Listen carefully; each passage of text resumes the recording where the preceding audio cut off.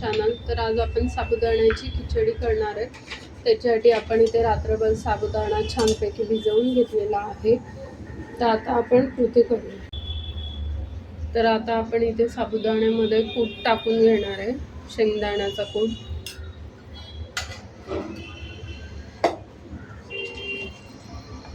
काळं मीठ घातलंय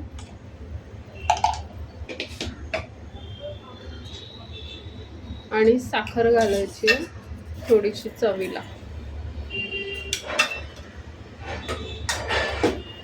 पॅनमध्ये पॅन आपण गरम करून घेतलाय, त्यात जिरं टाकलंय. जिरं तडतडलं की आपल्याला मिरची घालायची आहे.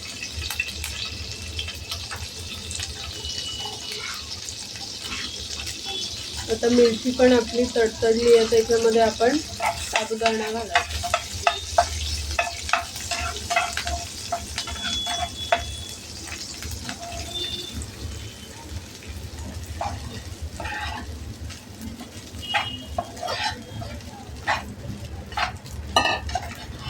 आणि आता हा व्यवस्थित परतवून घ्यायचा आहे आपल्याला.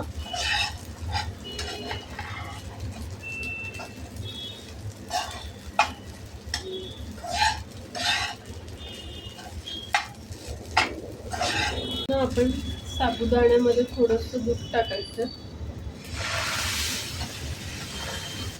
किंचित दूध टाकायचं.